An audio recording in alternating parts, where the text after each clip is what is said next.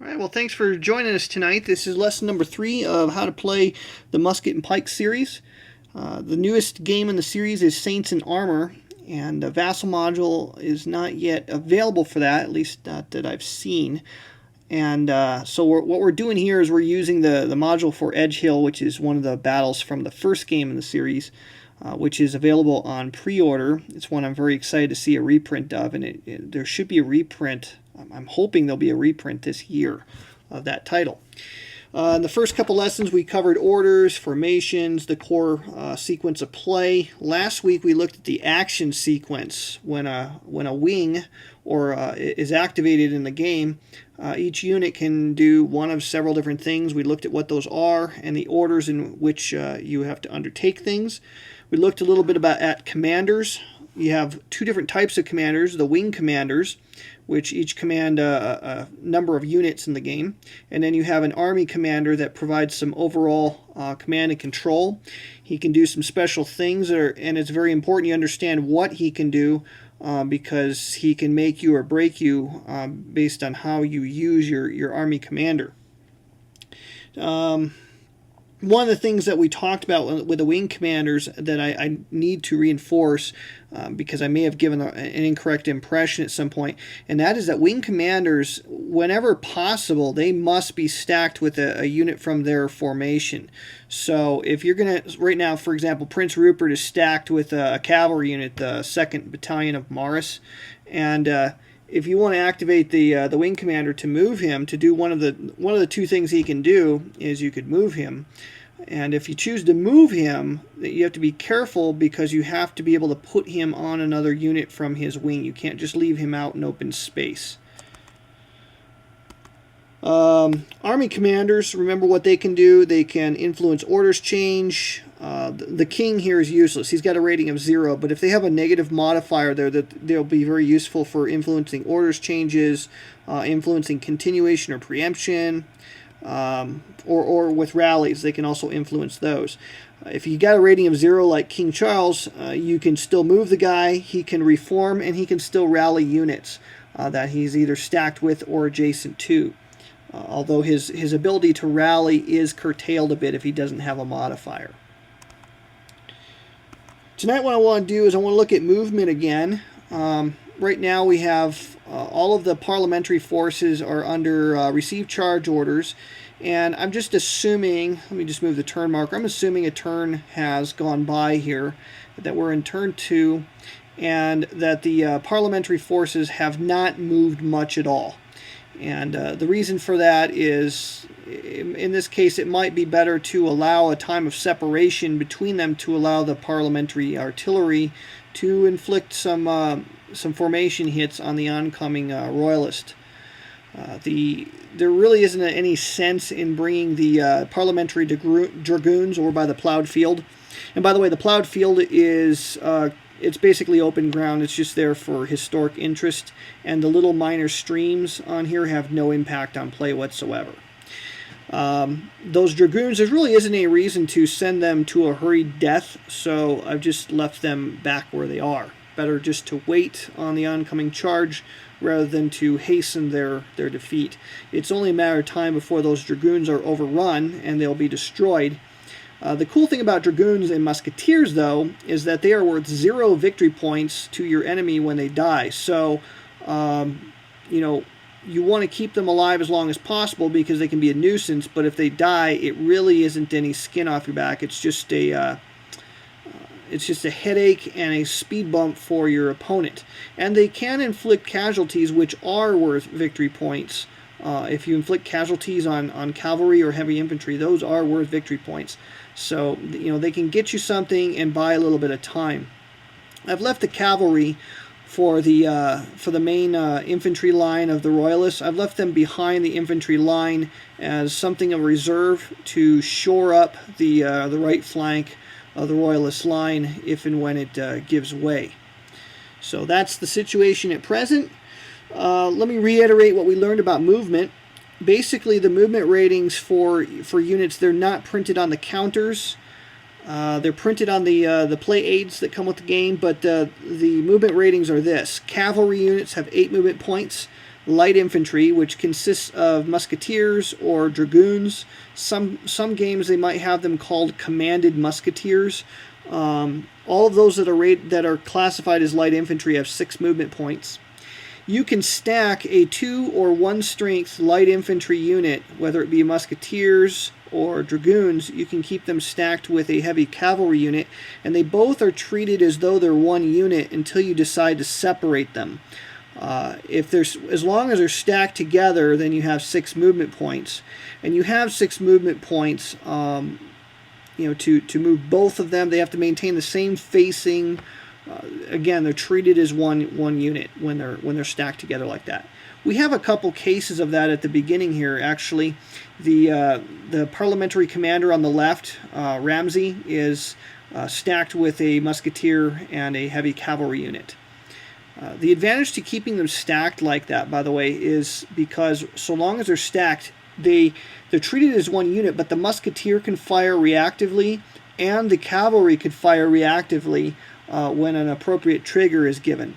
So by stacking them, you could potentially get 2 shots on any enemy unit that moves adjacent to either its front or its flank hexes. So that's the advantage to keeping them stacked together like that. The downside to stacking them like that is that you reduce your frontage potentially. If you separated the musketeer, you could stretch your line a little bit further, although you would afford fewer reaction shots. Heavy infantry, which are the guys, the 2-hex wide units, although there are single-hex heavy units in the game system, there are none in this particular battle, unless you're using the alternate counters that were provided by C3I magazine. You know what? Actually, it might not have been C3I. It might have been one of the subsequent games. There was some additional counters that were provided for Edgehill to provide an alternate for the setup for the parliamentarians. It basically gave the parliamentary player single hex units instead of double-sized units. So what you do is wherever you have a 2-hex unit, it would turn into 2 single-hex heavy infantry. So don't make the mistake of assuming that because it's a single hex unit that it's a light infantry. That's not always the case. Heavy infantry have 4 movement points. Wagons and limbered artillery, you don't run into them terribly often. You certainly don't run into it very often in This Accursed Civil War or Saints in Armor, the newest game, because you can't limber artillery in either game. But should you have limbered artillery, you get 2 movement points with which to move. So if the artillery is limbered up, it moves, but very, very slowly across the battlefield. There is one battle in Saints in Armor where you do have limbered artillery. It's important to understand you can have limbered artillery in that game. You just can't limber artillery. So in that one battle, you start with some guys that are limbered up, but once you unlimber them, they're stuck in place for the rest of the game. And that would include facing, by the way, because as we learned last week, it costs movement points to change your facing. So if you've got Saints in Armor and you're doing a setup, mind how you set up your artillery, because they can only fire into their frontal hexes, which provides a cone of fire that I will describe to you using some markers here. I'm just going to put a couple markers out, salvo markers, so you can see what I mean by a cone of fire. There we go. There. Alright, so you can see that this 3-pounder artillery unit here over on the parliamentary side of the line by the plowed field, it has a cone of fire that stretches out from its 2 frontal hexes. So mind how you place those, because for movement purposes, it costs movement points to change your facing. So, alright, let's talk a little bit about 2-hex units, because there's some things I may not have covered about them regarding movement. Let's say it's the start of the turn here, turn 2, and we can go ahead and activate, let's go ahead and activate Astley's wing, which is the Royalist center wing of his line. So I'm going to zoom my map in a little bit for the people watching on video so they can watch this a little bit easier. Okay, we activate Astley, and his whole formation is activated. And we can take these heavy infantry, and they got 4 movement points to spend. So let's just start by taking Wentworth, and we'll move him 1, and 2. Remember, they always move into the frontal hexes. And since you have 3 frontal hexes, you can either slide them like this, or you could slide them like that. So he's moved 2 of his 4. If he wanted to spend more, he would have. I mean, he could spend up to his full complement. He doesn't have to spend all of them. But if he wanted to change his facing, let's go ahead and do this here. Rotate him counterclockwise. It would cost him 2 movement points to change facing. That's a little bit different from single hex units. Single hex units, it only costs 1 movement point to change 1 hex side. But with the 2 hex units, it costs 2 movement points. That's very important to remember, especially if you play Great Battles of History, because it's a little bit different from in that particular game. It's easy to get mixed up. So again, it costs 2 movement points to rotate or to pivot rather, the 2 hex, 2-sized, double-sized units. The 2 hex units also, let me rotate him back. They also have this cool thing that they can do, because it would take you forever to turn one of these guys around. They can do a counter march. And so to do a counter march, to turn them around 180 degrees, you spend, I guess there really isn't a tool for that, an easier tool in Vassal for that. But basically you spend 2 movement points and you can pivot it 180 degrees. Just basically flips it around and you can start marching the other way. But again, remember, because you only got 4 movement points, once you get into the presence of the enemy, it's difficult to get back away from them and disengage gracefully. So keep that in mind when you decide to, you've had enough of a situation, you want to get a unit out of harm's way. Yeah, you can counter march, but it'll cost you half your movement points to do that.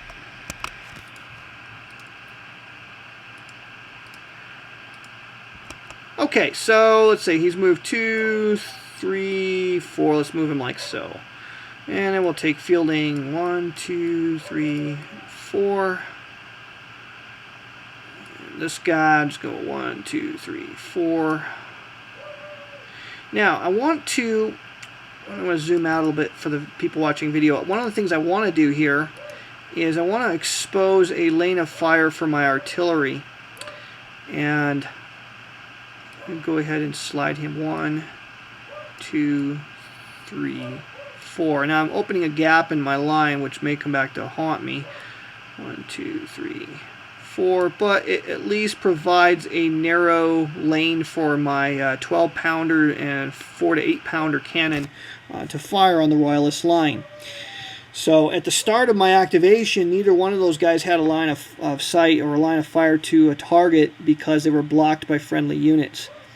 This battle all has level terrain. You will have some battles that have multi-layered terrain, and you have crest lines.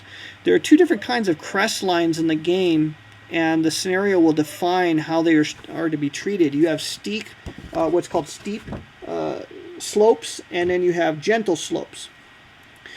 Gentle slopes do not block line of sight. So let's just pretend for a moment that the plowed field was considered to be a higher altitude, and the lines around that show the borders of the plowed field. Let's imagine that those were crest lines there, or slope lines rather. If those were gentle slopes, they would not block line of sight. So even though that plowed field is considered to be higher altitude than both the Wentworth and the Meldrum Parliamentary Heavy Infantry, even though they're separated by that little rise of ground, they could still see each other. In other words, it's a rolling terrain, but not enough to block line of sight completely. The only thing that a gentle slope's going to do for you, do against you, really, is it's going to stop the grazing fire. So if you end up having grazing fire, talked about that a little bit last week. Remember the 2 numbers on the cannon. Number on the left is how far of a range you can get grazing fire. Well, a gentle slope will stop it. So as soon as your grazing fire crosses a gentle slope hex side, it'll stop it cold. So it won't affect anyone beyond that point. Now, a steep hex side will block line of sight, but it's not a pancake style line of sight. So how it really works, let me explain it like this. what you do, I'm going to use a bypass counter here to mark what I'm talking about, but you measure from the firing unit to the target, or to the slope. So let's say that let's say Wadsworth is here. Let's put him, or excuse me, Meldrew is here, and he's going to shoot at the Wadsworth, or he's going to yeah. Let's just imagine he wanted to fire at him. Now, obviously, he doesn't have the ability to fire that far, but if you wanted to spot that guy, we would have to measure how far the unit that wants to see is from a steep slope. So you count 1, 2 hexes to that steep slope. Now, once you reach that steep slope, then it produces a blind hex that number of hexes beyond it. So using these bypass markers here, that's how far it is to the steep slope, and then I'm going to use open order counters to show how many hexes beyond it are blind. So as you can see, the Meldrum Heavy Infantry can see the steep slope but cannot see those 2 hexes beyond it because they are considered blind hex sites. Now you go into that 3rd hex and he can begin to see again. So that's how line of sight's going to work when you have multi-layered terrain. It's actually a pretty simple line of sight rule in this particular game system. All right, so with open ground here, we have good line of sight. Let me go ahead and put Astley with that guy. King Charles, before I fire anything, what I want to do is I'm going to take King Charles and I'm going to put him with his son over here. He's going to use his activation just to move. So he ends up over there stacked with Rupert. Now the 4 to 8 pounder can fire. He's got a max range of 14, and he is 2, 4, 6, 8, 10, 12 hexes away from the 4 to 8 pounder. And what he's going to go ahead and do is he's going to go ahead and fire directly at the 4 to 8 pounder directly opposite him. So we'll roll a d10. It's an 8, so we actually have a chance of hitting. What do we say? 2, 4, 6, 8, 10, 12 hex range. A 4 to 8 pounder provides a -3 modifier. 8 minus 3 is a 5, and a 5 is just a miss with a 4 to 8 pounder. So basically, he had to roll a 9 there to score a hit. Now the 4 to 8 pounder was the target of that fire.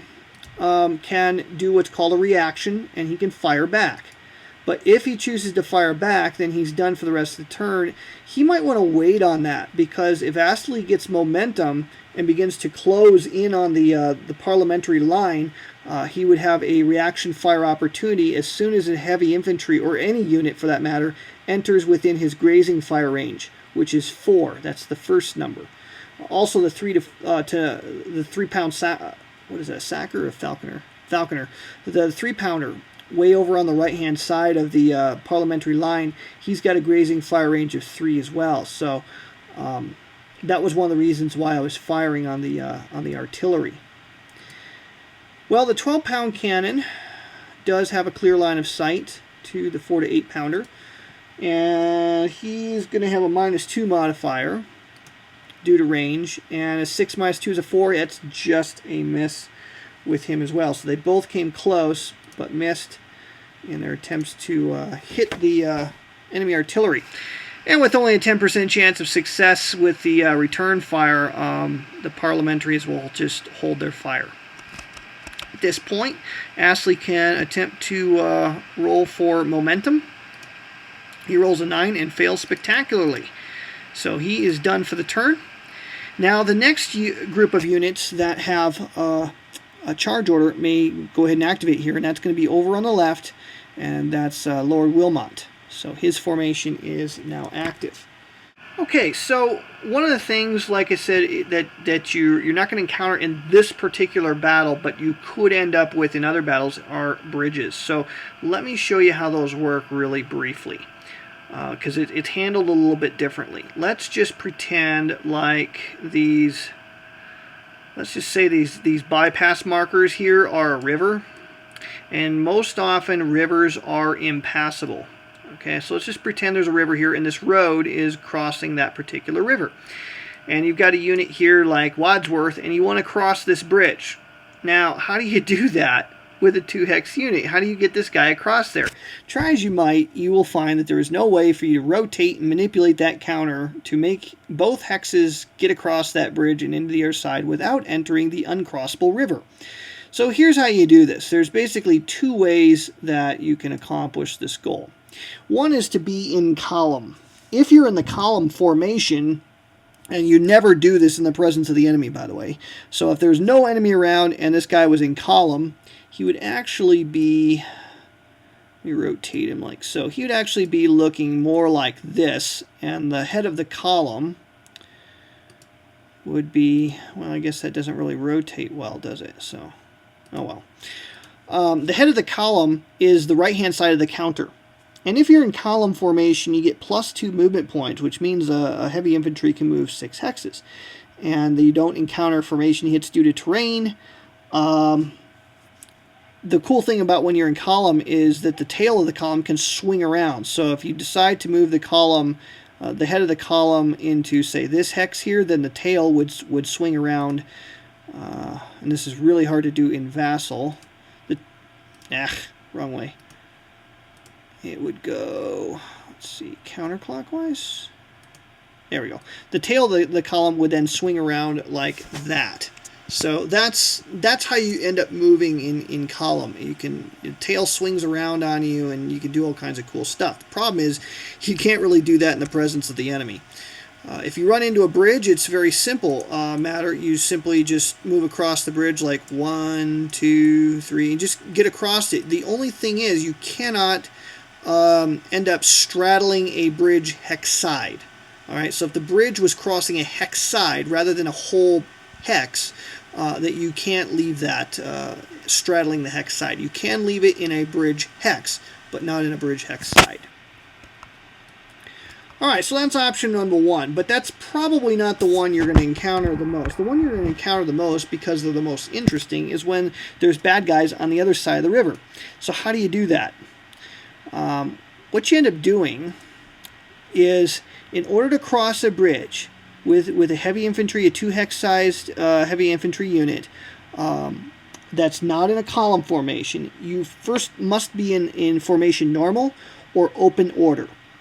You must start your movement with the bridge in one of your three, I should say, frontal hex sides. So you've got your heavy infantry unit here. You start your activation here. You haven't taken any movement yet.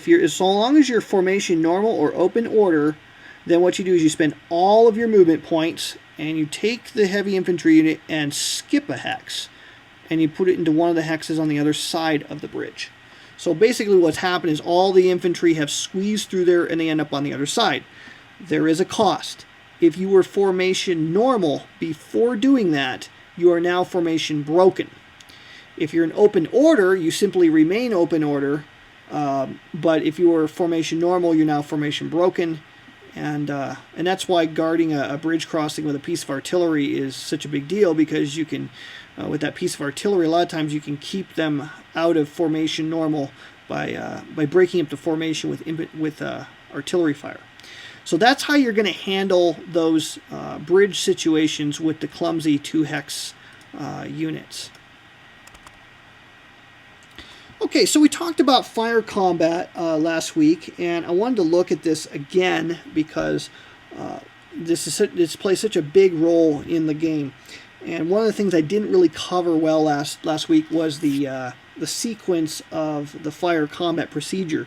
Basically, you have four different kinds of fire combat. You have artillery fire, which is very simple. You say who's firing at who, you roll a dice. You modify it according to range. It's real straightforward. You then flip the firing artillery piece over to show that it's done firing for the rest of the turn. Well, with heavy infantry, it's a little bit more involved. First of all, what you have to do is, if you have a heavy infantry unit, like say Wadsworth here, say he's slugging away at Meldrum, what you first of all you do is you designate the target. Now, you could end up with interesting situations like this. Let's just pretend that Meldrum is back here where he started from, and let's put Wadsworth here. Here's an interesting situation, because Wadsworth is a 2-hex unit. A 2-hex size units They're so unique in a number of ways, but one of the ways that they're unique is that they can fire twice, once with each half of the unit. You almost need to think of them as two units that are glued together, with one exception. They share a common morale state. They share common, they have to do everything together, but when they can fire independently of one another. So Wadsworth could potentially fire both sides of its hex, of its unit, into Meldrum, before Meldrum gets to fire back, by the way. Or one half of Wadsworth can fire at Meldrum, and the other half could fire at the artillery unit, because the artillery unit is in its frontal hex. You could also have in a unique situation like this, where, let's say Wentworth, he's actually adjacent to 3 different units he could fire at. He's adjacent to Meldrum, the heavy infantry. He's adjacent to the falconer. He's artillery. He's also adjacent to a dragoon. Now, you can fire into your front or your flank hexes. You're better off firing out from your front than you are from your flank, but you can fire out of your flank hexes. And so Wentworth's got a choice here. He could fire using the left side of his hex. He could fire at either the Meldrum, or he could fire at the dragoons. With the right-hand side, he could fire at the falconer artillery, or he could fire at Meldrum. So those are the decisions you have to make before you start rolling the dice. You have to designate who you're firing at, which unit's firing, who are you firing at, are you firing from the front to the flank? You have to note all of those things, and then you have to determine which musketry table you're going to use, because there's several different tables.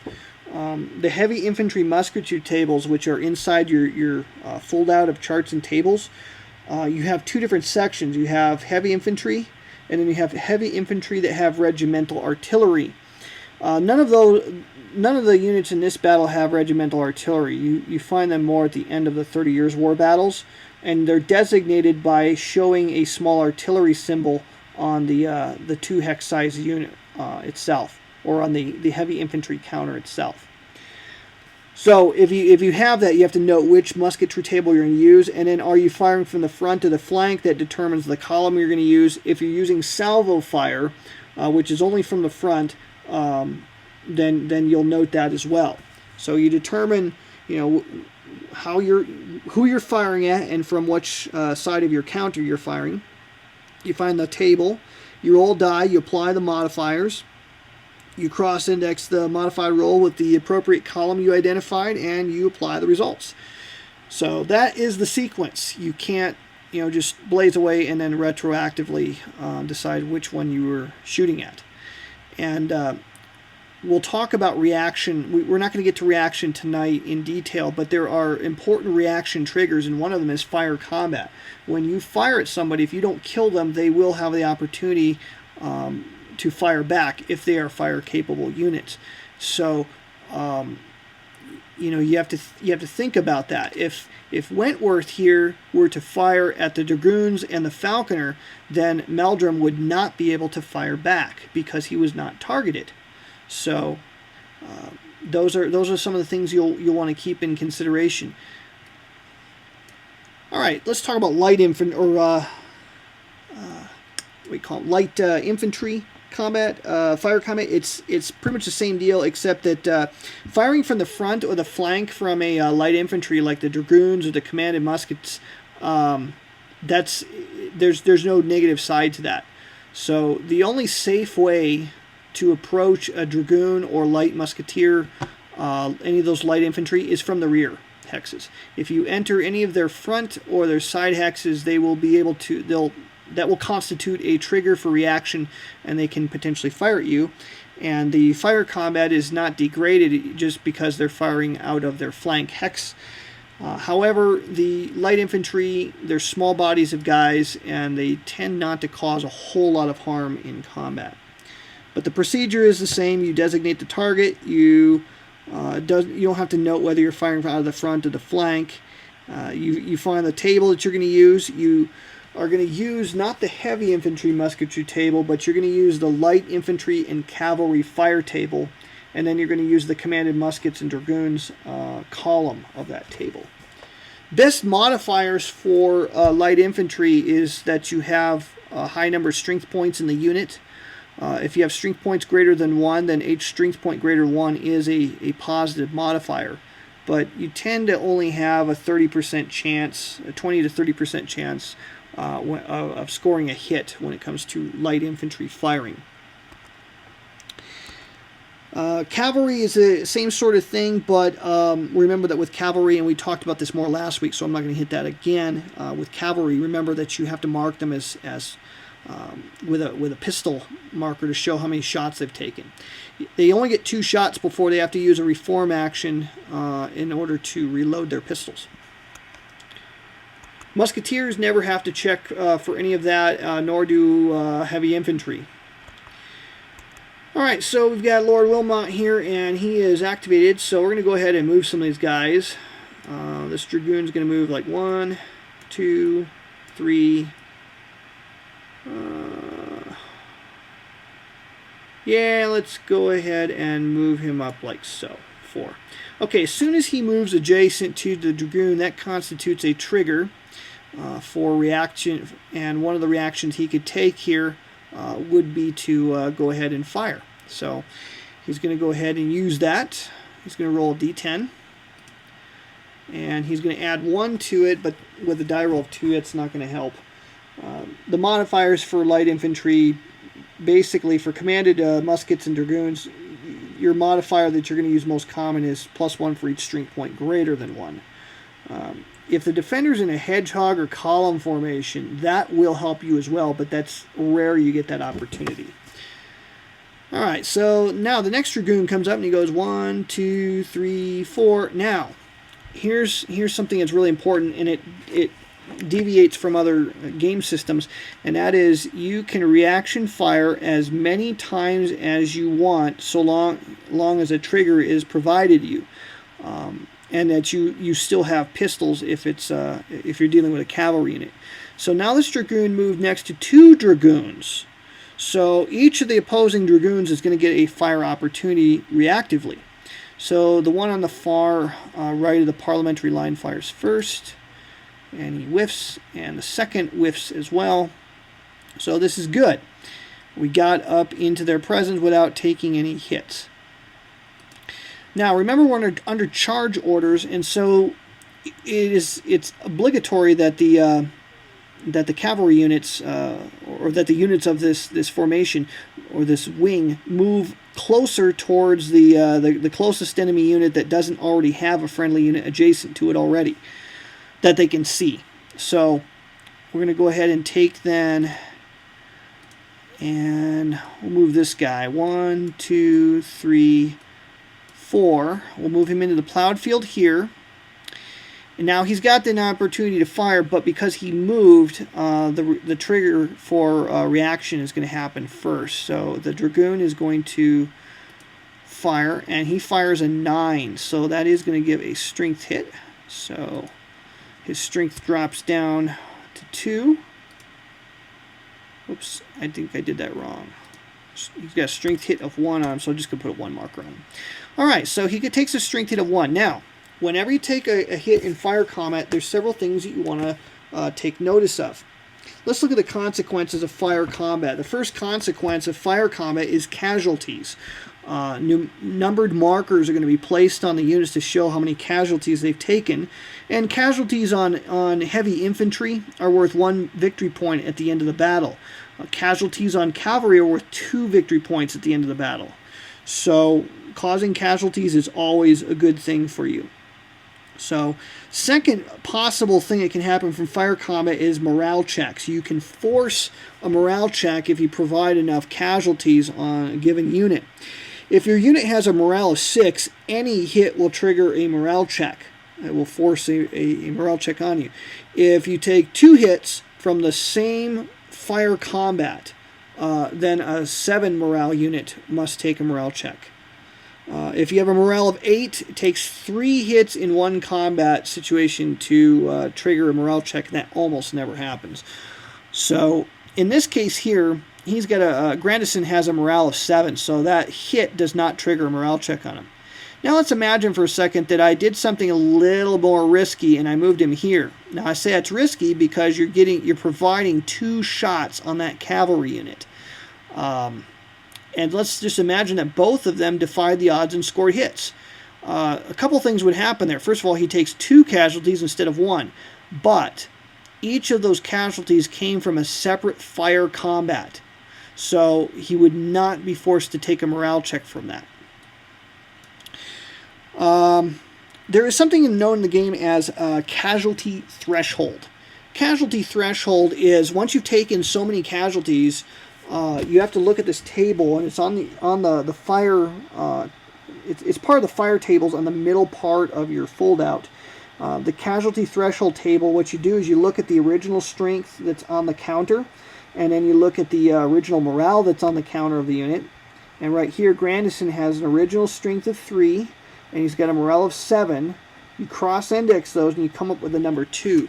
That means once he's taken his second casualty, he's reached his casualty threshold, and his morale is instantly degraded 1 level.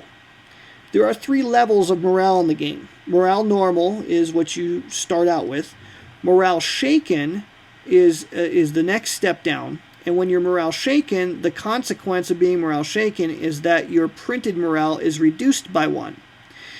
The third step is morale broken, which is not only a morale state, it's also a formation state.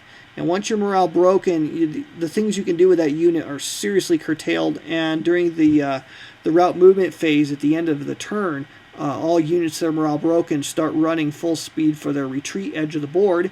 And if they exit the board in that condition, they count as victory points for your opponent at the end of the game. They're considered destroyed and never return. So, causing casualties can force morale checks and can cause them to reach a casualty threshold. You can end up with a situation where you have to take multiple morale checks. How this works is you apply a +1 die roll modifier for each morale check beyond the first. Okay, and this is where I might have screwed something up last week. Let's pretend for a second that Grandison was a morale 6 unit and he took 2 casualties. You still only take 1 morale check, and there would be no modifier there. Okay. Whenever you go ahead to do a whenever you get into a combat situation, you look and make sure that they haven't reached their casualty threshold yet. When you apply the casualties, that's when you actually will put a casualty threshold marker on somebody that's reached that threshold. Now here's an example of a multiple morale check. Let's pretend for a second here that Grandison was a morale 6 unit and he was hit by salvo fire. Whenever you have a heavy infantry unit, you have the opportunity to do something known as salvo fire, and you can only do it once per turn. Now you can fire your regular musketry again and again in a given turn, provided that the situation is afforded you, but you can only salvo fire once in a turn. And so that's when you would mark a unit with a salvo marker to show that they've undertaken that particular form of fire. Alright, whenever you do a salvo fire, no matter what that salvo fire does, there will be a morale check on the defending unit. Whether you inflict casualties or not, there will be a morale check. So that's an important tool in your toolbox, is to know when do you use that salvo fire, because you can only do it once per turn. Now let's pretend for a second here that you've got a 6 morale strength unit, a unit with a morale 6, and they take a salvo fire and it inflicts 2 casualties on it. Okay, well, actually let me put it this way. This might be more interesting. A morale 6 unit that's met its casualty threshold. Once you've met your casualty threshold, in other words, you've already taken sufficient casualties that your morale has been degraded, when that happens, your morale can never rise above morale shaken for the rest of the game. You are stuck in that situation. All right, so let me find somebody here that I can do this to. Morale 6 unit. Okay, here we go. Let's just take this guy here, Byron. Okay, let's say Byron just gets crazy and he's got a strength of 2. He's taking 2 casualties. That makes him reach his casualty threshold. And so what I can do is Put a marker on him. Gotta find the morale marker. There it is. Okay. Alright, he's morale shaken. He can never rise above that for the rest of the game. In a physical game, you have special markers to denote his casualty threshold situation. It's a little bit trickier here in Vassal to remember that.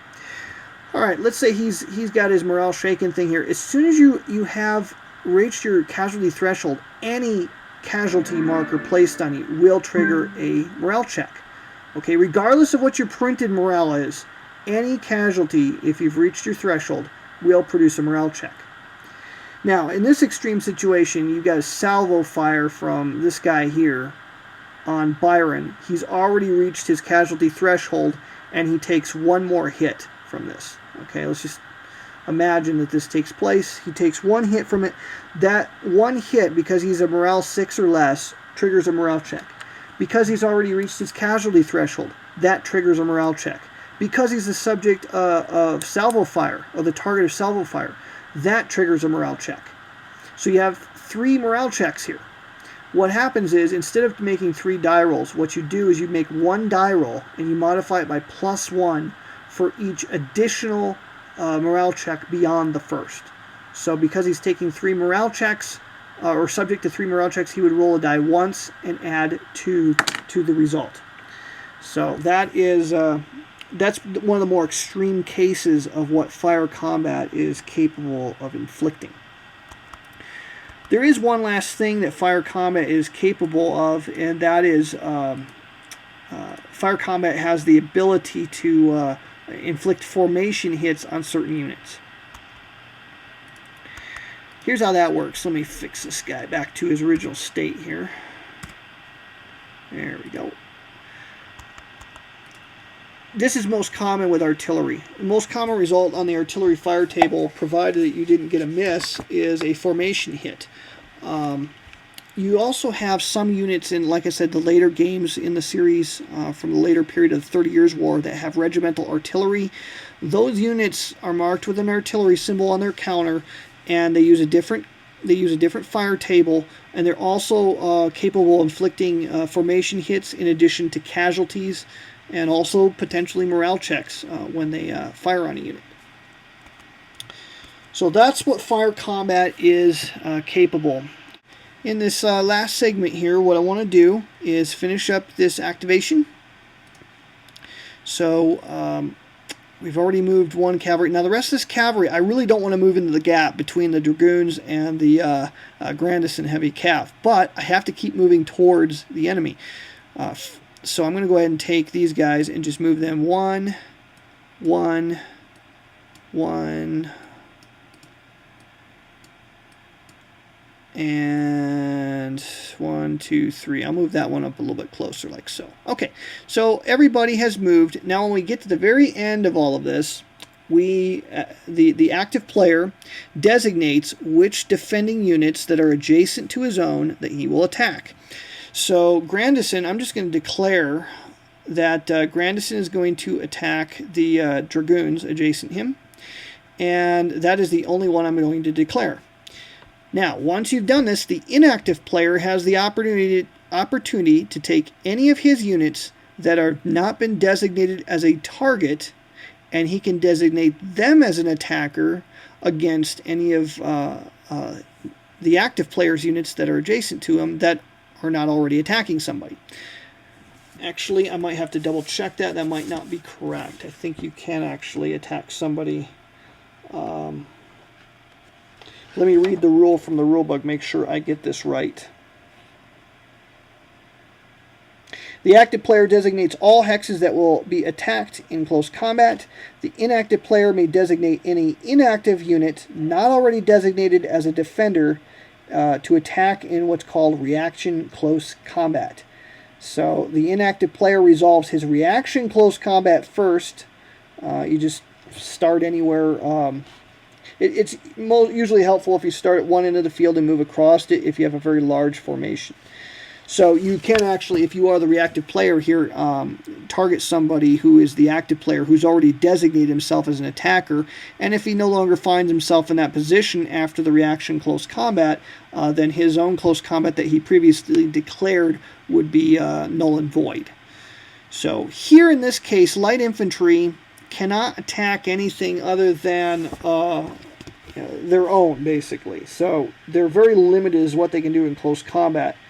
And if you're attacking one strength light infantry in close combat with anything other than another light infantry, they're automatically destroyed. So these here have 2 strength. Just going to double check and make sure I get that right. Let's see, light infantry in close combat, they can only engage in close combat against other light infantry and lone artillery and wagon units. So they're very limited as what they can do in close combat. So the defending dragoons could attack the attacking dragoons, but it's really not in their interest to do that. So I'm just going to leave that alone. Alright, now, if a light infantry with a current strength of 1 is alone in its hex and attacked in close combat by anything other than a 1-point strength light infantry unit, it is automatically eliminated. So, this dragoon here is a 2-strengther, so we're actually going to have to carry out a close combat. So just to give you a sneak preview of how this works, what we do is we designate the target, we look at the modifiers that are going to apply, and you can only have a plus modifier. A +4 is the maximum modifier you can get, and a -4 is the maximum modifier you can end up with. Plus or -4, it maxes out, even if other things would qualify. So the first thing we do here is we look at, is there a leader involved in the combat on either side? Any leader involved, you totally ignore the numbers on the leaders, but any leader, whether it's a wing commander or army commander, will provide a +1 or a -1 for the defender. And only 1 per side is allowed, even if you have multiple leaders. Alright, then you look at the morale differential. So I take the higher morale, which is on the attacking side, and I subtract the lower morale on the defending side. So there's going to be a +1 modifier for the attacker. I look at the strength ratio, and it's 2 to 2 now. Basically, you need to get a 2 to 1 to get a +1. A 1 to 2 will give you a -1. A 4 to 1 gives you +2, and a 1 to 4 gives you -2. You always round in favor of the defender. So nothing happens there. There is a matrix that we cross-index, and these are considered, these heavy infantry or heavy cavalry are considered cuirassiers. So we look at them and cross-index them with the light infantry, and we find it's a +2. So we're up to +3 now. Next, if the defending cavalry expends a pistol shot, -1. Well, there's no defending cavalry. For each attacking cavalry unit expending a pistol shot, you get a +1. I'm going to go ahead and forego that, and I'll show you why. Next, for each flank or rear hex attacked from, you get a +1. If the attacker is formation shaken or in open order, there's a -1. If it's formation broken, -2. If you did a salvo fire just prior, there's a +1. If you're heavy infantry and you qualify for momentum, there's a +1. If you're cavalry and you qualify for momentum, there's a +2. Here's how momentum works. In order to qualify for momentum, you need to move through at least 2 open hexes immediately before reaching the enemy without changing your facing. So because this guy charged straight into him, he is going to qualify for momentum, and so we can mark him with a momentum marker. So we'll go ahead and put that on in there. And that pushes his modifiers beyond the +4 threshold, and we can go ahead and stop there. If the defender is shaken, formation shaken, or open order, or formation broken, there's modifiers there as well. You might ask the question, well, what about morale broken? What does that do? Well, if your morale broken, your morale has a rating of 1. So the morale differential alone is usually enough to get you that +4 max. Nothing is ever certain in close combat. That is the first lesson about close combat. If you roll a 0, even with a +4, the attacker can be repulsed. So even if you have the best things set up, things can still go wrong. So we look at the close combat table, which is on the very back of the foldout. We roll a single d10 and we add our net +4, and a 9 is more than enough to send the dragoons to the dead box. So we went ahead and put him over there in the dead box. Again, he's not worth any VPs, but now he's out of the way. Now, if a unit ends up, if the defender ends up either broken, well, if any unit, I should say, ends up broken or eliminated as a result of the close combat table, then, and there's cavalry involved on the victorious side, the victorious cavalry must check for pursuit. There are two columns on the cavalry pursuit table. One says TACW, that's This Accursed Civil War. The other column says Other. So basically, if you're playing any of the battles from This Accursed Civil War, you use that column. Otherwise, you use the other column. And what you end up doing is you roll a die on there. We add +1 if the pursuing cavalry are under a charge order.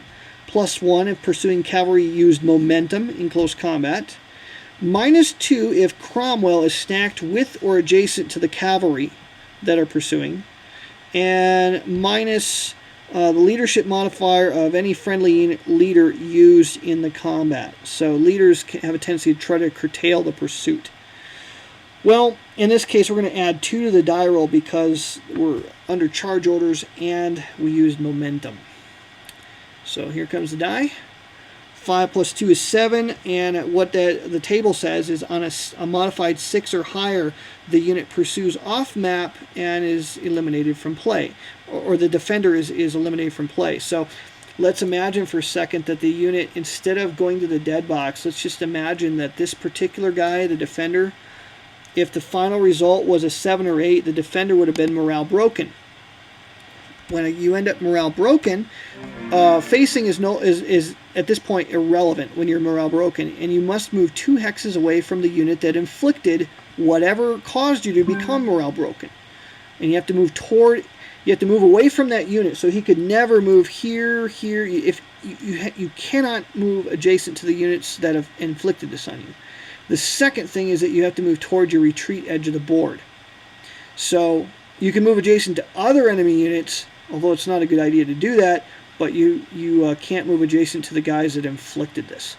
So he ends up moving back towards his retreat edge, but then we roll for pursuit, and because the pursuit table said pursuit off map and eliminate, well, then this pursuing cavalry comes in here and it eliminates the defender. He goes to the dead box, and then the attacker goes to the pursuit box.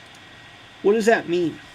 Well, it means that he's pursued off the map and will not come back. They're not going to come back into the game. So he's gone, and the guys that pursue, they're out of the battle. But on the other hand, nothing bad can happen to them. So if if you are the underdog in a particular battle and in a cavalry engagement, it's just a matter of time in some battles before one force has all its cavalry wiped out. Well, in that case, a pursuit's it's a good thing because you can't kill them. They're in the pursuit box. They're not worth any VPs in there, so the enemy can't get at them. The downside is you just lost a tool from your toolbox. So Lord Wilmot has driven off 1 dragoon, but at the cost of a heavy cavalry unit that might come back to bite him later. Alright, we could go ahead and roll for momentum here. A 4 modified by the 3 on Lord Wilmot is 3, and since he's under charge orders, he does qualify for momentum. So let's go ahead and play this out. The rest of these guys do have to move adjacent or move closer to an enemy, but let's see what happens here. The dragoons on the left, the active dragoons, are going to fire at their target. So we'll go ahead and take this guy. He's going to fire at his target. He rolls a 0 and misses. Now his target can fire back, and he rolls a 3 and misses. The other dragoon fires at him and misses, and his target fires back and misses. So, alright, nothing exciting happens there. Now, the rest of these guys have to move towards an enemy unit that they can see that does not already have an enemy unit adjacent to them. Here's where it could get very interesting, and there's other things in the system that I could show. What I'm going to go ahead and do is I'm going to go ahead and stop this thing right here, because I really need to talk about interception. We haven't covered that very well, and I haven't really addressed the reactions in their fullness yet. So I'm just going to go ahead and stop this guy's activation here. And since everybody with charge orders is done, we'd actually move over then to Rupert, Prince Rupert over here. So let's just pretend Lord Wilmot missed his morale check. Okay, Rupert's now active. Since he's under make ready orders and he's stacked with or adjacent to some units that are formation shaken, he can go ahead and adjust their formation state. So he can do a reform action, or excuse me, the units adjacent to him can do a reform action, provided that then the leader, the wing commander, cannot move the rest of his turn. So all three of those guys fix their formation status. The rest of the guys, let's see, 1, 2, 3, 4, 5, 6, 7, 8. They're going to move up 2. That guy's going to move up 2. And he's going to move up 1, 2, 3, 4. Let's do it like that. And he'll move up 2 like so. All right. Now, the dragoons that are part of Prince Rupert's formation are out of command. So we'll start with the dragoon situated right here. This guy here, he's out of command, and so he must, regardless of his orders, must try to move back into command. So he moves here, and as soon as he moves there, he is within 2 hexes of another unit that is in command. So now he's back in command and gains total freedom of movement for the rest of the turn. So he can go ahead and move, that's 1, 2, 3, 4, but he's got to stop there. He's got 6 movement points, and I'd really like to park him right here, but he has to stop here because he's not under charge orders and cannot thus he cannot go ahead and move adjacent to an enemy unit. Now, that causes a problem here with the other musketeer because now he's out of command, and so he's going to have to go 1, 2, 3, 4, 5, up. Now he's back in command, and he can use his last movement point to turn back 6.